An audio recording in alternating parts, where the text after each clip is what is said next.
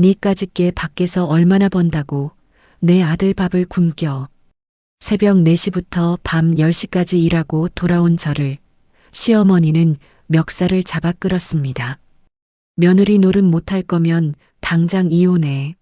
이 집에서 꺼지라고. 소파에 누워 게임을 하던 남편은 고개조차 들지 않았습니다. 저는 서랍 깊숙이 숨겨두었던 이혼 서류를 꺼내 시어머니의 눈앞에 던졌습니다. 원하시는 대로 해드릴게요. 빚 10억 잘 갚으세요. 그리고 정확히 10분 뒤 두고 온 짐을 가지러 돌아간 저는 믿을 수 없는 광경을 목격했습니다.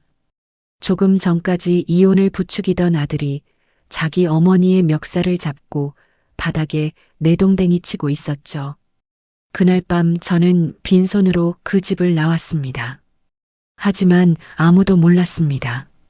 그 빈손이 수백억짜리 브랜드를 만들어낼 손이라는 것을. 사연이 시작하기 전 좋아요와 구독을 눌러주세요.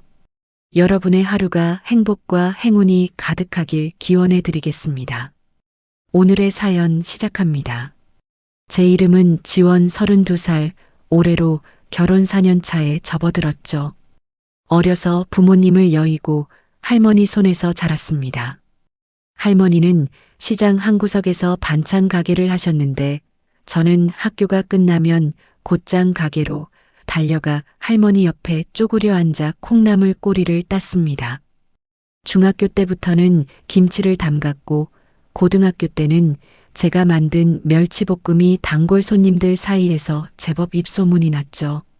할머니가 돌아가신 뒤 가게를 접고 식당 주방 보조로 들어갔습니다. 20살부터 30이 될 때까지 저는 식당 주방이 곧 제 집이었습니다. 민수를 만난 건 제가 일하던 식당에서였습니다. 사업한다며 매일 점심을 먹으러 오던 민수는 항상 제가 만든 된장찌개를 시켰고 어느 날 계산대 앞에서 대뜸 이렇게 말했습니다. 누나, 이 된장찌개 진짜 기가 막히게 맛있네요. 내 입맛에 딱이에요. 나 누나 솜씨에 완전히 반해버렸어요. 멋진 말은 아니었지만 솔직했고 무엇보다 세상에 혼자뿐인 저에게 누군가 따뜻한 밥 한 끼를 같이 먹자고 손을 내밀어 준 게 그때가 처음이었습니다. 결혼은 빨랐습니다. 만난 지 6달 만에 혼인신고를 했고 시어머니 영숙은 처음부터 저를 탐탁지 않게 여겼습니다. 부모도 없고 재산도 없는 며느리가 못마땅했던 거죠. 민수의 사업이 잘 될 때는 그나마 조용했지만 사업이 기울기 시작하면서 영숙의 입은 날이 갈수록 거칠어졌습니다. 그리고 1년 전 민수의 사업이 완전히 무너졌습니다. 남은 건 민수 이름으로 된 빚 10억 원뿐이었죠.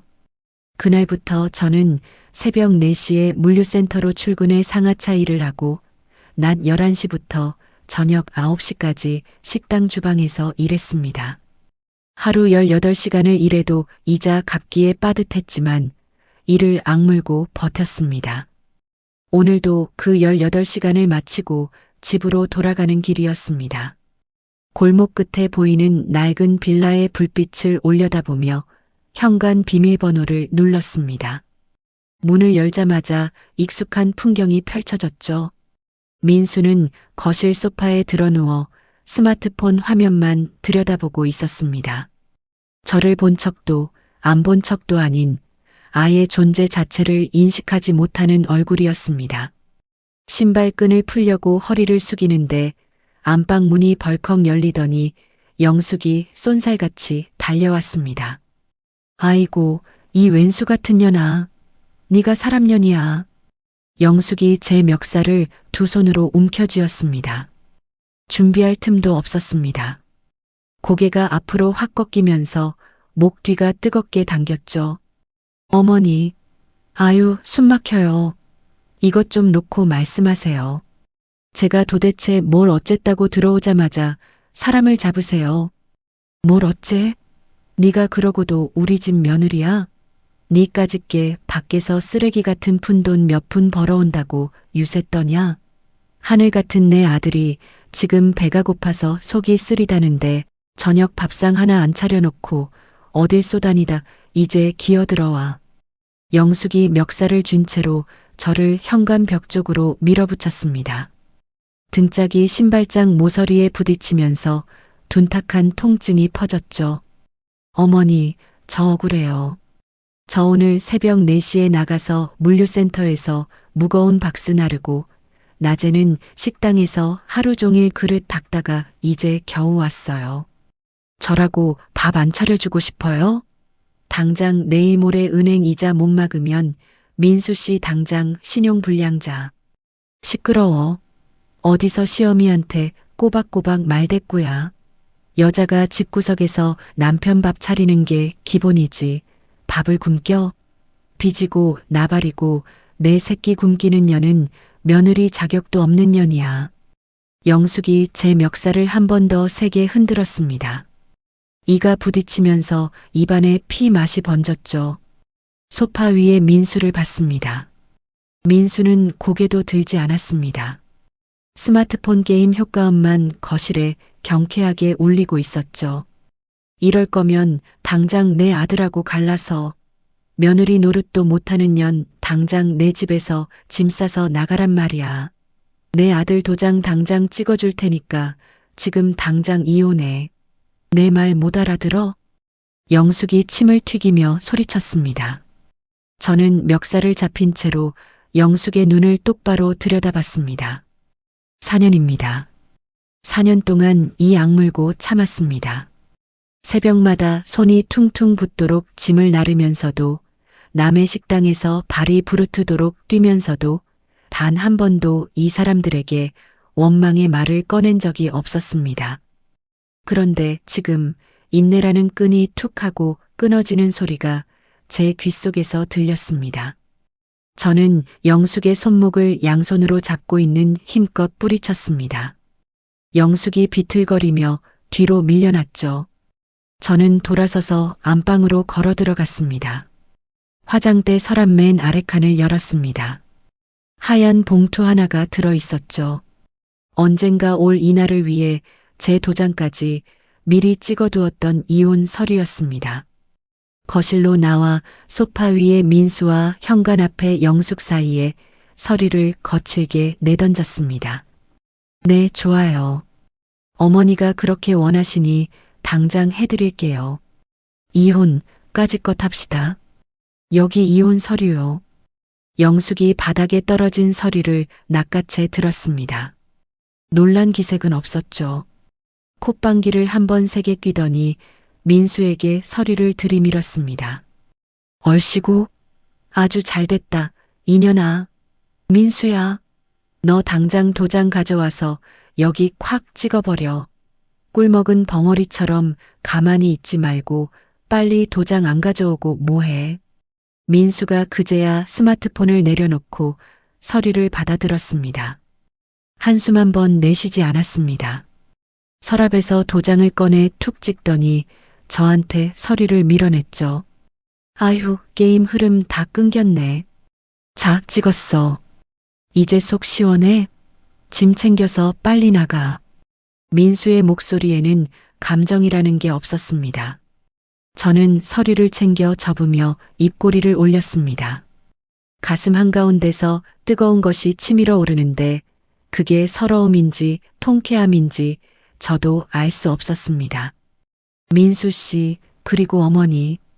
당신 이름으로 된 그 빚 10억, 이제 두 분이서 아주 뼈 빠지게 잘 갚아보세요. 난 이제 남이니까요. 영숙의 얼굴이 돌처럼 굳었습니다. 민수가 고개를 들어 저를 봤죠. 저는 이미 돌아서서 안방으로 들어가 미리 챙겨두었던 캐리어를 끌고 나왔습니다. 옷가지 몇 벌과 세면도구가 전부인 가벼운 짐이었습니다. 현관문을 열고 한 발을 내디디며 뒤를 돌아보지 않았습니다. 캄캄한 밤거리에 캐리어 바퀴 소리만 요란했습니다. 찬바람이 땀에 젖은 목덜미를 훑고 지나갔지만 춥지 않았습니다. 발걸음이 빨라졌죠. 근처 찜질방 간판이 보이는 골목까지 왔을 때 가방을 뒤적이다 손이 멈췄습니다.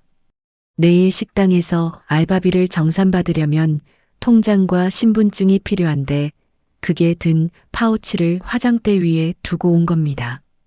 한참을 서서 하늘을 올려다봤습니다. 가기 싫었죠. 다시는 그 문을 열고 싶지 않았습니다.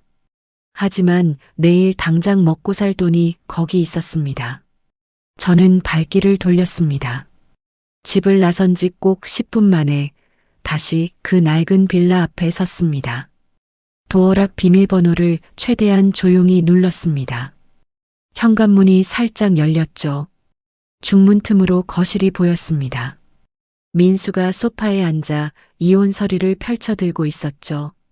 영숙은 민수 옆에 서서 팔짱을 낀 채 콧노래까지 흥얼거리고 있었습니다.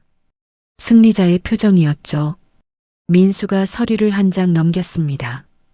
그러더니 손가락이 어느 한 항목에서 멈췄습니다.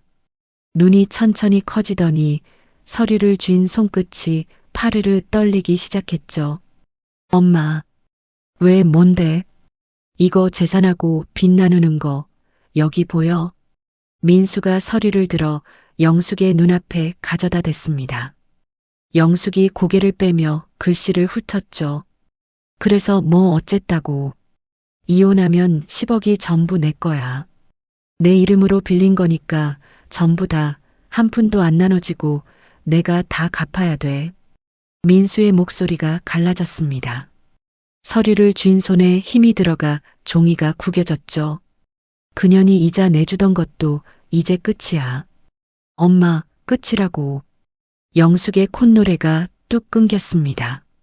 팔짱을 낀 팔이 스르르 풀리더니 양손이 허공에서 어정쩡하게 멈췄죠. 뭔 소리야. 그년이 이자를 왜 내? 그년이 매달 갚고 있었으니까. 새벽부터 밤까지 일해서 번 돈으로 내 빚 이자를 갚고 있었다고. 민수가 벌떡 일어섰습니다. 서류가 바닥으로 떨어졌죠. 민수의 눈에 핏줄이 선명하게 올라와 있었습니다.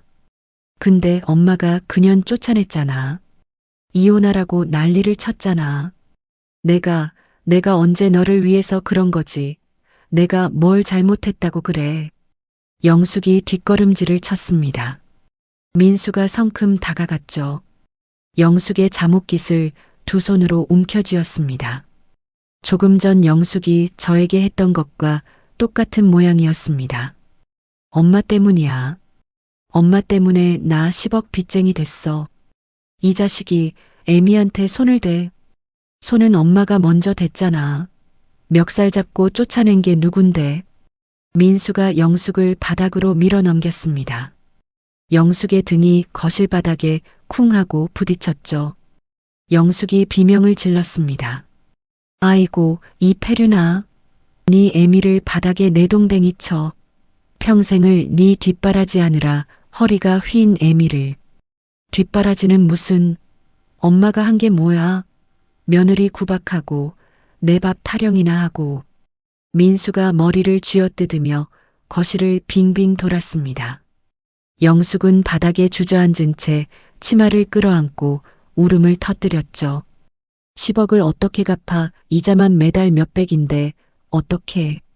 민수가 벽을 주먹으로 내리쳤습니다. 쿵 하는 소리와 함께 벽에 금이 갔죠. 지원이가 갖고 있었는데 그걸 왜 쫓아내. 민수가 다시 영숙 앞으로 다가갔습니다. 영숙이 두 팔로 머리를 감싸며 몸을 움츠렸죠. 때리지 마, 때리지 마. 이 천하의 못난 자식아. 못난 건 엄마야. 엄마가 이 꼴을 만들었어. 저는 중문 틈으로 그 광경을 숨죽여 지켜봤습니다. 민수가 바닥에 나뒹구는 서류를 발로 걷어차고 영숙은 거실 구석으로 기어가며 울부짖고 있었죠. 조금 전까지 제 멱살을 잡던 그 손이 이제는 자기 머리를 감싸고 있었습니다. 신분증 파우치는 화장대 위에 있을 겁니다. 하지만 저 안으로 다시 들어갈 필요가 없었습니다. 충분히 봤으니까요. 저는 입술을 꾹 깨물었습니다. 웃음이 새어나올 것 같아서였죠. 조용히 현관문을 닫고 돌아섰습니다. 골목을 세 걸음쯤 걸었을 때 참았던 웃음이 터졌습니다. 소리를 죽이려고 손으로 입을 막았지만 어깨가 들썩거려서 소용이 없었죠. 찜질방으로 향하는 발걸음이 아까보다 훨씬 가벼웠습니다. 신분증은 내일 주민센터에서 다시 발급받으면 됩니다. 다음 날 아침 저는 고시원 방에서 눈을 떴습니다. 찜질방에서 밤을 보내고 새벽에 가장 싼 고시원을 찾아 짐을 풀었죠. 방은 캐리어 하나 펼치면 꽉 차는 크기였지만 제 이름으로 된 첫 공간이었습니다. 세수를 하고 거울을 봤습니다. 멱살을 잡혔던 목에 붉은 자국이 남아 있었죠. 손가락으로 한번 쓱 문지르고 옷깃을 올려가렸습니다. 할머니 반찬 가게에서 콩나물 꼬리를 따던 손, 식당에서 수백 인분의 찌개를 끓이던 손이 아직 제 몸에 붙어 있었습니다. 이 손으로 할 수 있는 일이 있었죠. 저는 주머니에서 구겨진 지폐 몇 장을 꺼내 세어보고 가방에서 낡은 노트를 꺼냈습니다. 할머니에게 배운 양념 비율, 식당에서 몰래 적어두었던 소스 레시피가 빼곡히 적혀 있었죠. 고시원 문을 열고 시장통으로 나섰습니다. 식자재 도매상을 돌며 가격을 물었고 단가가 맞는 곳을 찾으면 사장님 이름과 연락처를 노트에 적었습니다. 발품을 팔아 세 군데 루트를 확보하고 마지막으로 인터넷에서 찾아둔 공유 주방을 찾아갔죠. 주방 한 구석, 조리대 하나와 가스레인지 2개가 달린 자리를 월 단위로 빌리는 계약서에 서명했습니다. 고시원으로 돌아와 샘플 도시락 용기를 세척하면서 저는 메뉴를 정했습니다. 혼자 사는 사람들과 맞벌이 부부들이 퇴근길에 집어들 수 있는 수제 반찬 세트였죠. 그날 밤 저는 잠을 자지 않았습니다. 공유 주방의 조리대 위에서 첫 판매용 반찬을 만들었습니다. 멸치볶음, 어묵조림, 깻잎 장아찌, 무생채. 할머니가 가르쳐준 손맛 위에 제가 10년 넘게 쌓아온 감각을 얹었죠. 새벽 공기 속에 퍼지는 참기름 냄새를 맡으며 저는 도시락 용기 뚜껑을 하나씩 닫았습니다. 공유 주방에서 도시락을 팔기 시작한 지 일주일째였습니다. 하루에 20개씩 만들어 근처 오피스 건물 로비에서 점심시간에 팔았는데 사흘째부터는 오기 전에 다 팔렸죠. 입소문이 조금씩 나기 시작했습니다. 그날도 오전 조리를 마치고 도시락 포장을 하고 있었습니다. 주방 문이 활짝 열려 있었죠. 복도에서 무거운 발소리가 여러 개 다가오더니 험상궂은 남자 셋이 문 앞에 딱 섰습니다. 가운데 선 남자가 면도도 안 한 턱을 쓱 긁으며 주방 안을 후쳤습니다. 김지원이 맞지? 물어보는 게 아니었습니다. 확인하는 말투였죠. 저는 도시락 용기를 내려놓고 한 발 뒤로 물러섰습니다. 누구세요? 남편한테 물어봐. 아, 전 남편이지 이제. 남자가 코웃음을 치며 주방 안으로 성큼 들어왔습니다. 옆에 있던 다른 남자가 조리대 위에 도시락 용기를 팔로 쓸어 바닥에 쏟아버렸죠. 플라스틱 용기가 바닥에 부딪히며 요란한 소리를 냈습니다. 야, 네 전 남편이 돈 들고 튄 거 알아? 10억? 근데 그 새끼가 도망가면서 뭐라고 했는 줄 알아? 가운데 남자가 조리대에 엉덩이를 걸치며 팔짱을 꼈습니다. 전처가 돈 빼돌려서 새가게 차렸으니까 그년한테 가서 받으라고 했어. 네 전 남편이. 머리가 하얘졌습니다. 민수가 도망을 쳤다는 것도 저한테 빚을 떠넘기려 했다는 것도 그 순간 처음 알았죠. 저는 이혼했습니다. 서류도 다 정리됐고 그 빚은 저랑 아무 상관없어요. 상관없긴. 그 새끼가 네 이름을 찍어줬는데. 남자가 자리에서 일어나 저를 향해 걸어왔습니다. 저는 주머니에서 휴대폰을 꺼내 잠금을 풀었죠. 더 가까이 오시면 경찰에 신고합니다. 손가락이 번호를 누르려는 순간 옆에 있던 덩치 큰 남자가 제 손에서 휴대폰을 낚아챘습니다. 그대로 바닥에 내리찍었죠. 화면이 거미줄처럼 갈라지며 불이 꺼졌습니다. 신고는 무슨? 가운데 남자가 혀를 차며 한 발 더 다가왔습니다. 저는 뒷걸음질을 치다 등이 벽에 닿았죠. 더 이상 물러날 곳이 없었습니다. 당장 그 새끼가 숨긴 돈 내놔. 없으면 네가 벌어서 갚든지. 남자가 제 어깨를 한 손으로 밀쳤습니다. 뒤통수가 벽에 부딪히면서 눈앞이 번쩍했죠. 다리에 힘이 풀렸지만 주저앉지 않으려고 이를 악물었습니다. 덩치 큰 남자가 주먹을 들어 올리는 게 보였습니다. 눈을 질끈 감았죠. 그때 복도에서 빠른 발소리가 들렸습니다. 거기 당장 손 치워. 낮고 단단한 목소리였습니다. 눈을 떴을 때 정장 차림의 남자가 주방 문을 밀치고 들어오고 있었죠. 덩치 큰 남자의 팔을 잡아 비틀더니 그대로 뒤로 꺾어버렸습니다. 덩치 큰 남자가 비명을 지르며 무릎을 꿇었죠. 뭐야 이 새끼가. 가운데 남자가 주먹을 휘둘렀습니다. 정장 남자가 고개를 한 뼘만큼 젖혀 피하더니 주머니에서 휴대폰을 꺼내 한 손으로 통화 버튼을 눌렀습니다. 3층이야. 지금 바로 올라와. 전화를 끊고 남자는 사채업자들을 차갑게 내려다봤습니다. 불법으로 빚받으러 다니면서 사람까지 때리면 그게 뭔지 알아? 감옥이야. 내 쪽 변호사가 22명이거든. 조직 통째로 엮어서 전부 고소 넣을 수 있어. 남자의 목소리에는 분노 대신 확신이 들어 있었습니다. 으름장이 아니라 사실을 말하는 사람의 어조였죠. 복도에서 또 발소리가 들렸습니다. 체격 좋은 남자 넷이 주방 입구에 나타났죠. 정장 남자가 고개만 살짝 돌려 턱짓을 했습니다.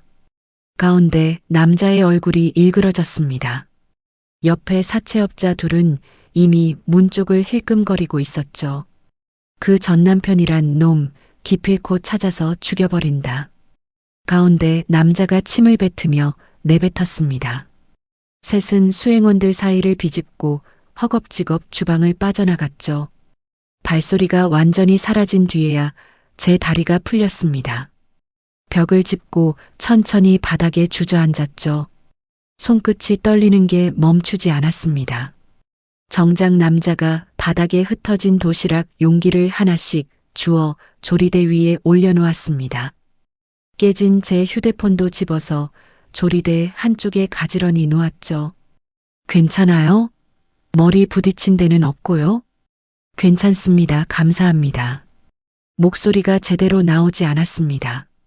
남자가 고개를 끄덕이고는 주방 안을 둘러봤죠.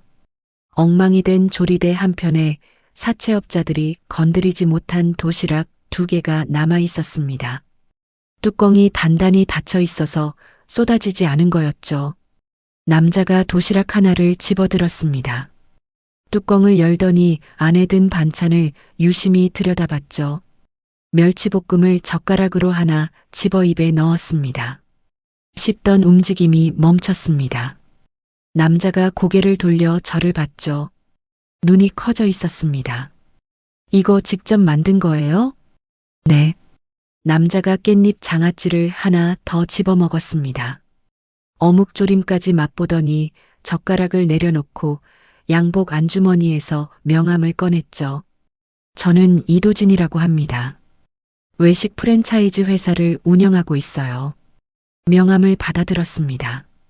깔끔한 흰 바탕에 대표이사 이도진이라고 적혀 있었죠.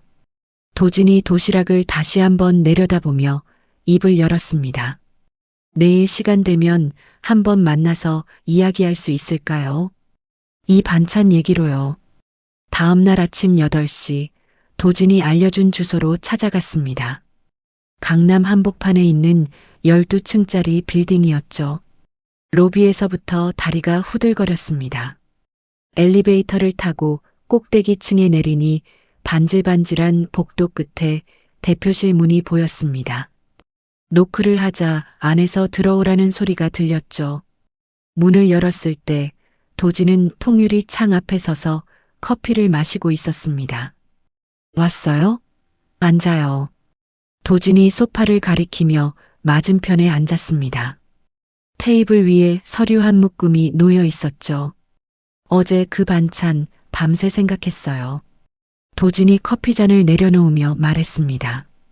맛이 좋다는 말로는 부족하고 한 입 먹는 순간 또 먹고 싶어지는 맛이에요. 그게 장사에서는 제일 중요한 거거든요. 과찬이세요. 과찬이 아니라 판단이에요. 도진이 몸을 앞으로 기울이며 저를 똑바로 봤습니다. 지금 저희 회사에서 새로 프리미엄 반찬 브랜드를 준비하고 있어요. 거기 메인 셰프가 필요한데 김지원 씨한테 맡기고 싶습니다. 저요? 네. 셰프이자 동업자로요. 심장이 한 박자 멈추는 느낌이었습니다. 어제까지 공유 주방 한 구석에서 20개짜리 도시락을 팔던 사람한테 하는 말이 맞나 싶었죠. 솔직히 말씀드리면 저는 가진 돈이 없습니다. 투자할 여력이 전혀. 알아요. 그래서 이걸 가져왔죠. 도진이 테이블 위에 서류를 펼쳤습니다. 매장 자리 보증금, 인테리어, 식자재 초기 물량까지 전부 제 쪽에서 투자합니다. 김지원 씨는 요리에만 집중하면 돼요. 서류를 훑어봤습니다. 강남 핵심 상권 1층 매장, 인테리어, 시공, 마케팅 비용까지 항목이 빼곡했죠. 손이 떨렸습니다. 왜 저한테 이렇게까지 하시는 건지 여쭤봐도 될까요? 도진이 등을 소파에 기대며 천장을 한번 올려다봤습니다. 어제 그 상황에서 사채업자한테 둘러싸여 있으면서도 주저앉지 않으려고 이 악물고 서 있더라고요. 그 눈이 요리 맛이랑 똑같았어요. 대충 안 하는 사람 눈이었어요. 저는 서류 위에 시선을 고정한 채 한참을 아무 말도 하지 못했습니다. 빚더미에 깔려 하루하루를 이자와 싸우며 버텨온 4년이 머릿속을 스쳤죠. 누군가 제 실력을 보고 손을 내미는 건 태어나서 처음이었습니다. 하겠습니다. 목소리가 갈라졌지만 또렷하게 말했습니다. 도진이 펜을 건넸죠. 저는 떨리는 손으로 계약서 맨 아래에 이름을 썼습니다. 그날부터 모든 것이 빠르게 돌아갔습니다. 도진은 본사 마케팅 팀과 인테리어 팀을 바로 투입시켰죠.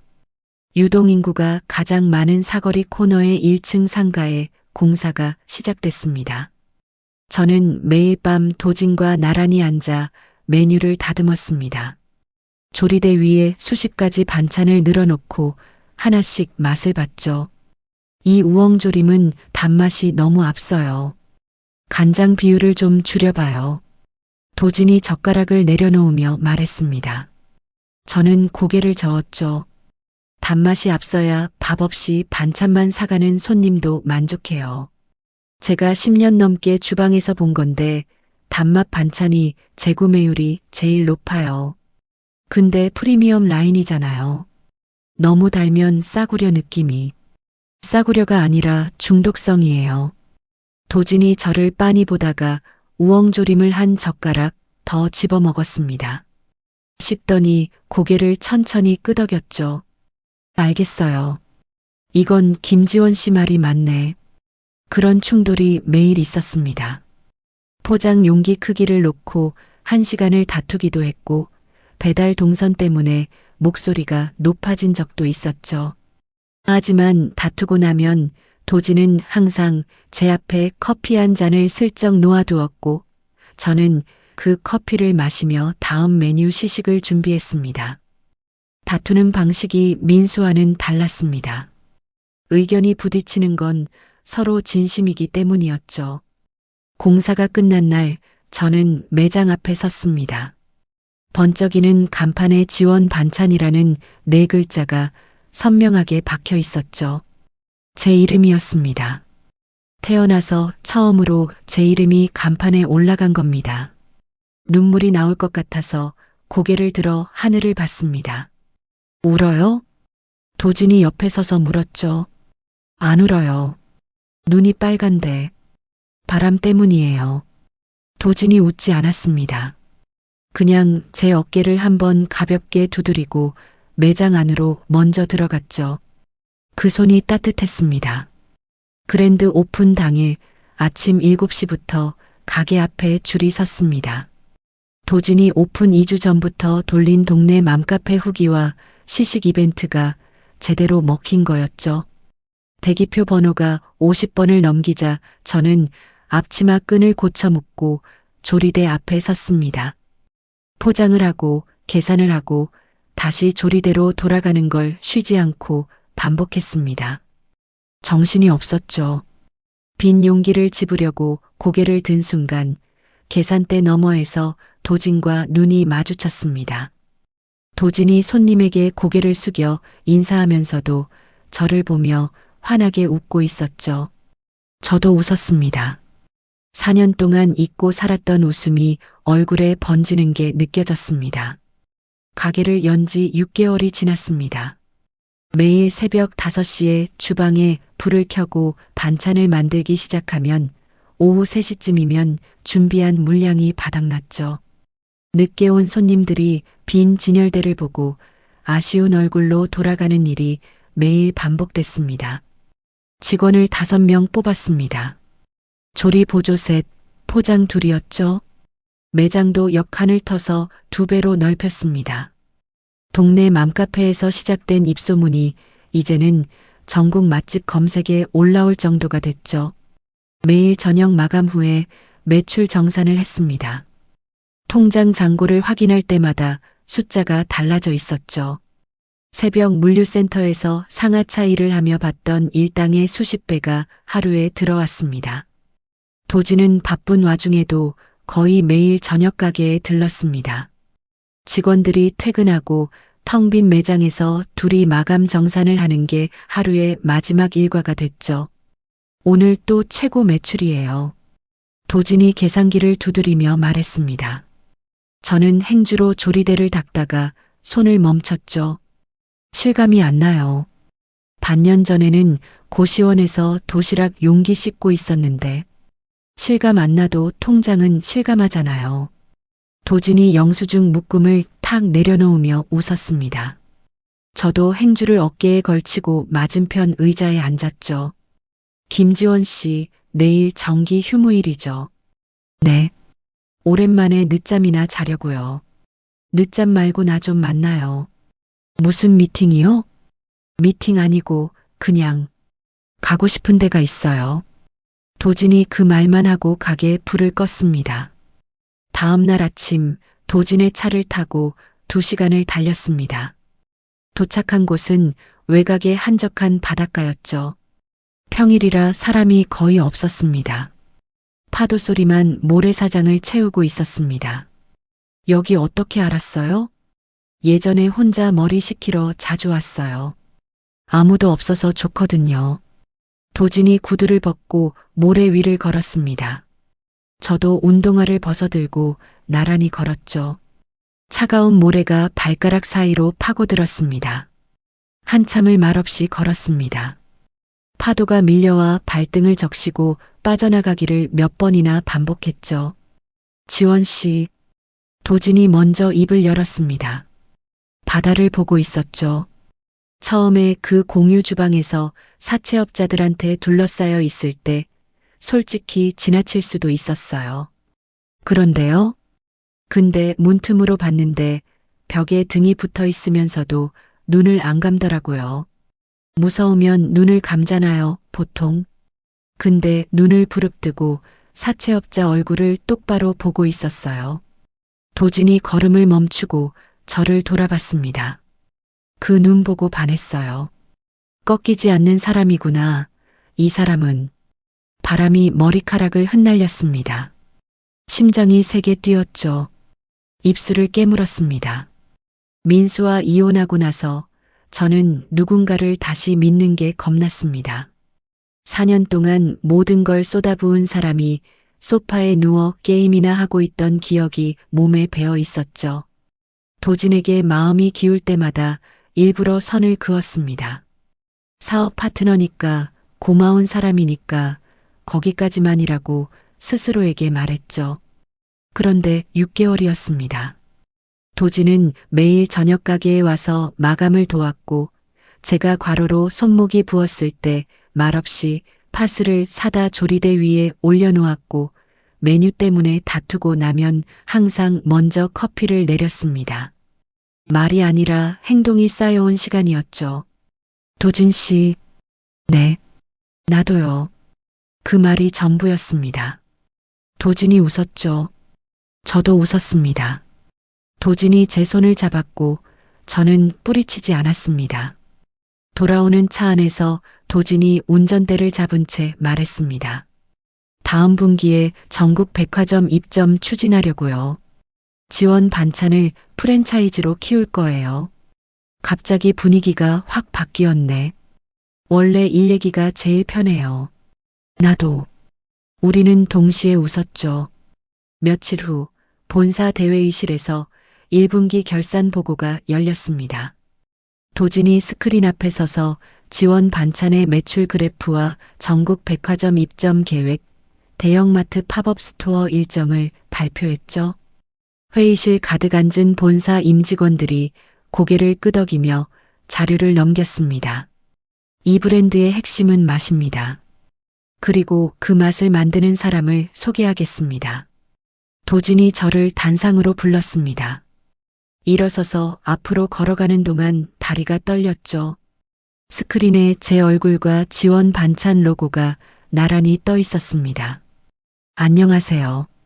지원 반찬 총괄 셰프 김지원입니다. 목소리가 회의실 스피커를 타고 울렸습니다. 박수가 터져 나왔죠. 보고를 마치고 회의실을 나서는데 도진이 복도에서 기다리고 있었습니다. 백화점 입점 계약서 최종본 나왔어요. 사인하러 갈까요? 지금요? 김지원 씨가 직접 사인해야죠. 김지원 씨 브랜드니까. 계약서 맨 아래에 펜을 대는 순간 손끝이 떨리지 않았습니다. 반년 전 도진의 사무실에서 파트너십 계약서에 서명할 때와는 달랐죠. 또렷하고 단단한 획으로 제 이름을 썼습니다. 백화점 입점 준비로 정신없는 날들이 이어졌습니다.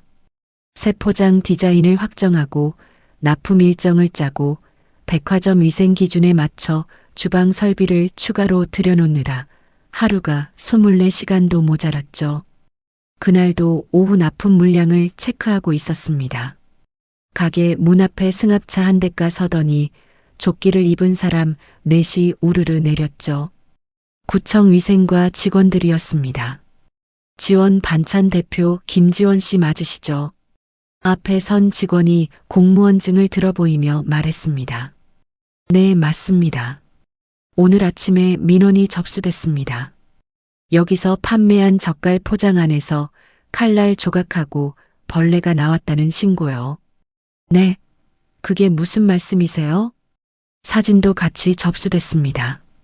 확인 좀 해야 하니까 진열대 반찬 수거하겠습니다. 직원들이 대답을 기다리지도 않고 매장 안으로 들어왔습니다. 비닐 장갑을 끼고 진열된 반찬 용기를 하나씩 비닐봉지에 담기 시작했죠. 다른 직원 둘은 주방으로 들어가 싱크대 및 냉장고 안, 조리대 서랍까지 열어젖히며 구석구석을 뒤졌습니다.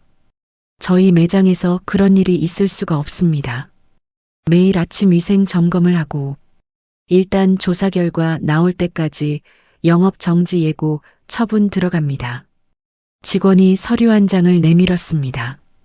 영업 정지라는 네 글자가 눈에 박혔죠. 서류를 받아든 손이 떨렸습니다.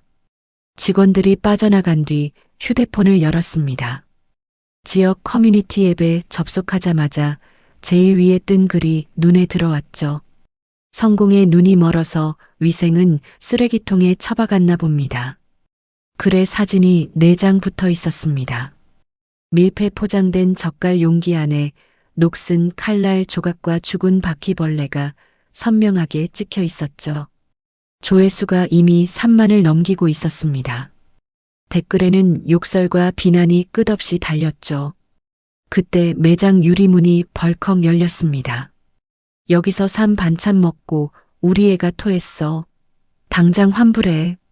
단골이었던 손님이 반찬 봉지를 계산대 위에 내던졌습니다. 뒤이어 또 한 명이 들어왔죠. 나도 이 사진 보고 소름 돋아서 전부 버렸어. 돈 돌려줘요. 손님 진정하시고 말씀을. 진정은 무슨, 벌레 들어간 반찬을 팔아놓고. 항해 전화까지 동시에 울렸습니다. 직원 한 명이 전화를 받았다가 수화기 너머로 쏟아지는 고함에 얼굴이 하얗게 질렸죠. 가게 안이 아수라장이 됐습니다. 저는 손님들 앞에 서서 연신 고개를 숙였지만 분노한 목소리들은 가라앉을 기미가 보이지 않았죠. 도진이 매장에 도착한 건 그로부터 20분 뒤였습니다. 문을 열고 들어오자마자 상황을 파악한 도진이 손님들 앞에 섰죠. 저는 이 매장 투자사 대표 이도진입니다. 구매하신 반찬 전액 환불해 드리겠습니다. 오늘 영업은 중단하겠습니다. 도진이 직원에게 눈짓을 하자 입구에 임시 휴업 팻말이 걸렸습니다. 손님들이 하나둘 빠져나가고 텅 빈 매장에 저와 도진만 남았죠. 저는 의자에 앉아 휴대폰으로 그 폭로 글을 처음부터 다시 읽었습니다. 사진을 확대하고 글 내용을 한 줄씩 짚었죠. 반찬 용기의 모양은 우리 매장 것이 맞았습니다. 그런데 사진 구석에 찍힌 바닥이 이상했습니다. 낡은 장판 무늬가 보였죠. 꽃무늬가 반쯤 벗겨진 갈색 장판이었습니다. 그 장판을 본 적이 있었습니다. 영숙의 부엌 바닥에 깔려있던 것과 똑같았죠. 도진 씨, 네. 이거 민수하고 시어머니 지닐 수도 있어요. 도진이 제 옆으로 와서 사진을 들여다봤습니다. 저는 장판 무늬를 손가락으로 가리키며 설명했죠. 그때 매장 유선 전화가 울렸습니다. 발신 번호가 뜨지 않았죠. 수화기를 들자 익숙한 목소리가 흘러나왔습니다. 잘 먹고 잘 살고 있었나 보네. 우리 전 며느리. 영숙이었습니다. 혀를 차는 소리가 수화기를 타고 고막을 긁었죠. 지원아, 우리가 쥐구멍 같은 데서 숨어 지내는 동안 내년은 가게 차리고 호의호식이야? 그건 좀 아니지 않아? 어머니, 지금 무슨 짓을 하신 건지 아시는 거예요? 짓은 무슨, 내가 먼저 우리를 버렸잖아. 영숙이 킬킬 웃었습니다. 현금으로 5억만 보내. 그럼 조용히 해줄게. 안 그러면 뉴스에도 보내고 유튜브에도 올리고 내 가게 완전히 끝장낼 거야. 저는 수화기를 귀에 댄 채 왼손으로 휴대폰을 집어들었습니다. 녹음 버튼을 눌렀죠. 도진이 옆에서 고개를 끄덕였습니다. 어머니, 5억이면 저한테 큰 돈이에요. 정말 5억을 보내면 그 사진이랑 글을 다 내려주시는 거예요? 당연하지. 5억이면 우리도 빚 좀 막고 조용히 살 수 있으니까. 어차피 그 사진 올린 것도. 영숙이 말을 흘렸습니다. 그 사진이 어떻게 된 건데요, 어머니? 민수가 알아서 한 거야. 그놈이 배달 기사인 척하고 네 가게에 들어가서 넣었지, 뭐. 나는 옆에서 칼날하고 벌레만 준비해줬고, 저는 휴대폰 녹음 시간이 찍히는 화면을 확인했습니다. 2분 47초째 돌아가고 있었죠. 알겠습니다, 어머니. 생각해 볼게요. 전화를 끊고 녹음을 저장했습니다. 도진이 제 휴대폰 화면을 보며 입을 열었죠. 됐어요. 이거면 충분합니다. 전화를 끊자마자 도진이 본사법무팀에 연락을 넣었습니다. 30분 만에 변호사 2명이 매장에 도착했죠. 텅 빈 가게 한가운데 테이블을 붙이고 저와 도진, 변호사 둘이 머리를 맞댔습니다. 폭로 글에 배달 주문 시간이 적혀 있어요. 그 시간대 매장 안 CCTV 영상부터 뽑아야 합니다. 도진이 노트북을 열며 말했습니다. 저는 배달 기사 출입 기록을 뒤졌죠. 그날 오전 11시에서 12시 사이에 픽업 대기를 한 기사가 4명이었습니다. CCTV 영상 분석은 도진이 외부 전문 업체에 의뢰했습니다. 그날 밤부터 다음날 새벽까지 저와 도진은 매장 뒷방에서 노트북 화면만 들여다봤죠. 새벽 4시쯤이었습니다. 분석 업체에서 파일 하나가 도착했죠. 도진이 영상을 재생했습니다. 오전 11시 23분 헬멧과 마스크를 쓴 배달 기사 복장의 남자가 매장에 들어왔습니다. 픽업 대기석에 놓인 밀폐 용기 앞에 섰죠. 고개를 좌우로 돌려 주변을 살피더니 점퍼 안주머니에서 뭔가를 꺼냈습니다.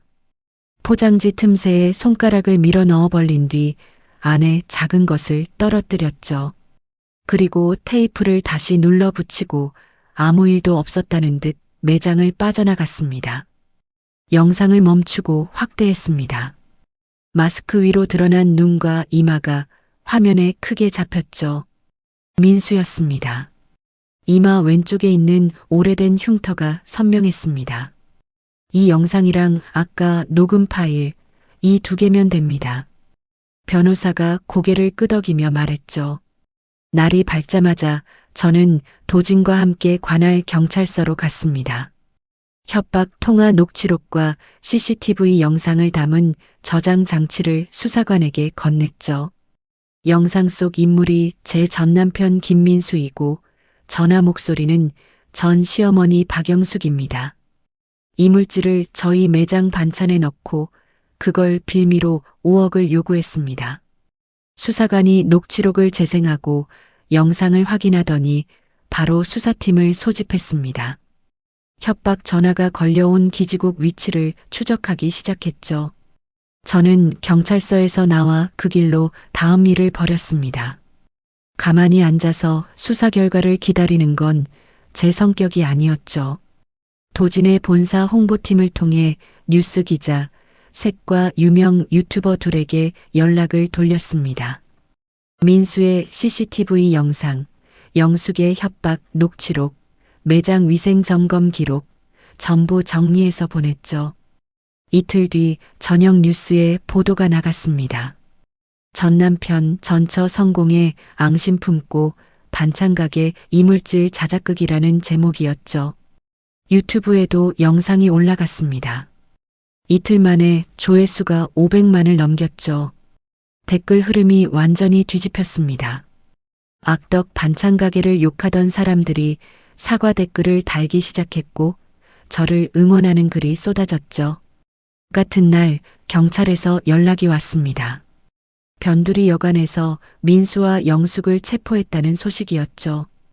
여관방 쓰레기통에서 녹슨 칼날 조각과 우리 매장 배달 봉투가 나왔다고 했습니다. 사흘 뒤 경찰서 조사실로 출석 요청을 받았습니다. 방 안에 민수와 영숙이 수의를 입고 앉아 있었죠. 영숙이 먼저 입을 열었습니다. 두 손을 비비며 목소리를 낮췄죠. 지원아, 우리가 잘못했다. 합의 좀 해주라. 응? 내가 착한 애인 거 엄마가 아는데. 엄마라고 부르지 마세요. 영숙의 입이 닫혔습니다. 민수가 코를 훌쩍이며 고개를 들었죠. 지원아, 나 감옥 가면 안 돼. 제발 한 번만. 민수 씨. 저는 테이블 위에 양손을 가지런히 올려놓고 또박또박 말했습니다. 합의 없습니다. 선처도 없어요. 법이 줄 수 있는 가장 무거운 벌을 받게 할 겁니다. 민수의 얼굴이 구겨졌습니다. 영숙이 의자에서 벌떡 일어나 소리쳤죠. 이 독한 년아, 은혜도 모르는 게 끝까지 이러냐. 은혜요? 저는 자리에서 일어서며 영숙을 내려다봤습니다. 제 멱살을 잡고 쫓아낸 게 은혜예요? 제가 새벽부터 밤까지 일해서 갚아준 이자가 은혜예요? 두 분이 저한테 해준 건 하나도 없습니다. 영숙의 입술이 파르르 떨렸습니다. 민수는 고개를 숙인 채 아무 말도 하지 못했죠. 저는 가방을 들고 조사실을 나왔습니다. 복도에서 도진이 벽에 기대어 서 있었죠. 끝났어요? 네, 끝났어요. 도진이 고개를 끄덕이고 나란히 걸어 경찰서를 빠져나왔습니다. 영업을 재개한 첫날 아침 7시에 문을 열자마자 손님들이 밀려들었습니다. 반찬을 사면서 응원의 말을 건네는 분들이 많았죠. 사장님, 뉴스 봤어요. 힘내세요. 맛이 이렇게 좋은데 그런 짓을 하다니 전 남편이란 사람이 나쁜 거지. 계산대 앞에 서서 연신 고개를 숙여 감사 인사를 했습니다. 저녁 마감 때 매출을 확인하니 이전 최고 기록의 3배였죠. 사건이 터지고 석 달 뒤 최종 공판이 열렸습니다. 저는 도진과 나란히 법정 방청석에 앉았죠. 민수와 영숙이 법정 안으로 들어왔습니다. 석 달 사이에 둘 다 얼굴이 반쯤 쪼그라들어 있었죠. 영숙은 흰머리가 부쩍 늘었고 민수는 광대뼈가 툭 튀어나올 정도로 볼살이 빠져 있었습니다. 재판장이 판결문을 읽기 시작했습니다. 피고인 김민수 계획적으로 타인의 영업을 방해하고 이물질을 투입한 혐의, 피고인 박영숙 금전을 요구하며 협박한 혐의, 두 사람의 죄질이 매우 나쁘고 반성의 기미가 보이지 않는 점을 고려하여 재판장이 안경 너머로 민수와 영숙을 내려다봤죠. 피고인 김민수를 징역 3년, 피고인 박영숙을 징역 2년에 처합니다. 민수의 무릎이 꺾였습니다. 법정 의자 팔걸이를 붙잡고 간신히 버텼죠. 영숙은 벌떡 일어서서 재판장을 향해 소리쳤습니다. 2년이요? 내가 뭘 그렇게 잘못했다고 2년이야. 경위가 다가가 영숙의 팔을 잡았습니다. 영숙이 몸을 비틀며 방청석 쪽으로 고개를 돌렸죠. 저와 눈이 마주쳤습니다. 김지원, 이 독한 년, 네 때문에 내 아들이 이 꼴이 된 거야. 두고 봐, 나와서 가만 안 둬. 경위 둘이 영숙의 양팔을 잡고 끌어냈습니다. 영숙의 고함이 법정 복도까지 울려 퍼졌죠. 민수는 끌려가면서 고개를 돌려 저를 봤습니다. 입술이 달싹거렸죠. 지원아 합의. 저는 고개를 돌렸습니다. 민수의 목소리가 법정 문 너머로 사라질 때까지 앞만 봤죠. 법정을 나오는데 도진이 물었습니다. 괜찮아요? 네. 아무것도 안 느껴져요. 진심이었습니다. 분노도 통쾌함도 슬픔도 없었죠. 저 사람들이 제 인생에서 완전히 지워진 느낌이었습니다. 며칠 뒤 도진이 저녁 마감을 도우러 가게에 왔다가 한마디를 툭 던졌습니다. 민수 씨한테 돈 빌려준 사채업자들이 이자를 계속 붙이고 있대요. 출소하면 바로 찾아간다고. 그건 그 사람들 일이에요. 맞아요. 우리 일 아니에요. 도진이 고개를 끄덕이고 계산기를 두드렸습니다. 저는 행주를 짜며 조리대를 닦았죠. 그 뒤로 저는 민수와 영숙의 이름을 입에 올리지 않았습니다. 가게는 사건 이후 오히려 더 빠르게 커졌습니다. 도진과 합작 법인을 세우고 전국 백화점과 대형마트에 직영점을 하나씩 열었죠. 석 달에 10개, 반년에 30개, 1년이 채 되기 전에 50개를 넘겼습니다. 요리 프로그램 출연 섭외가 매주 들어왔습니다.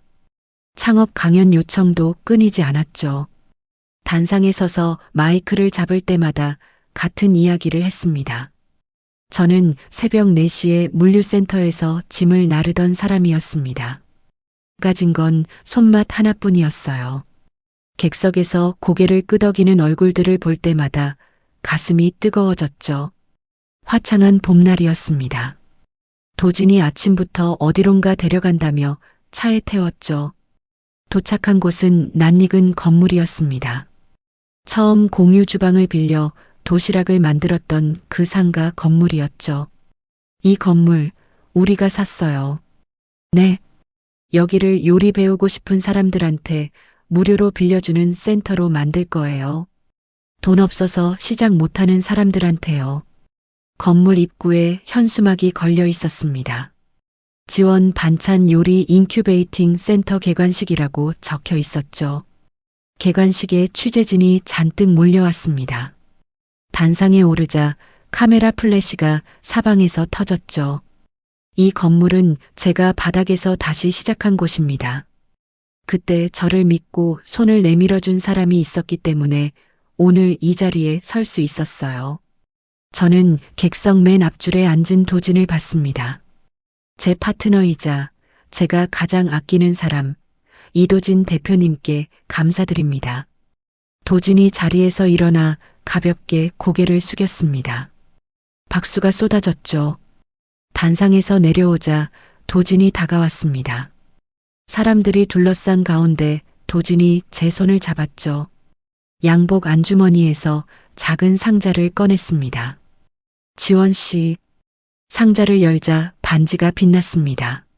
나 평생 지원 씨 옆에 있을게요. 나랑 결혼해 줄래요? 취재진의 카메라가 일제히 돌아갔습니다. 주변에서 환호성이 터졌죠. 저는 반지를 내려다봤습니다.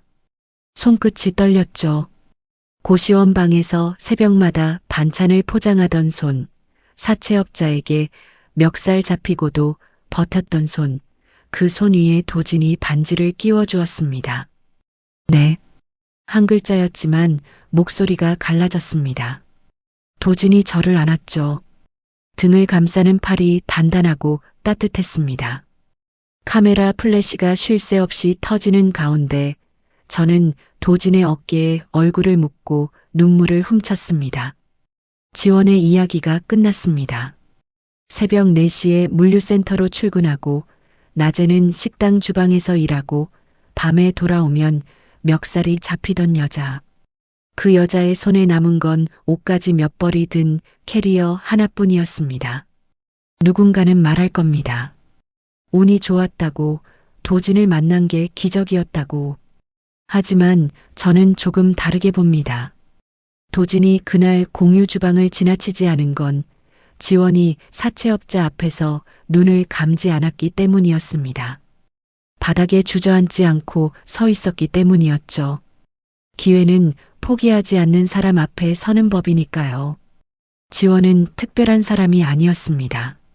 할머니에게 배운 손맛, 식당에서 10년 넘게 갈고 닦은 실력, 그리고 무엇보다 어떤 바닥에서든 다시 일어서려는 마음.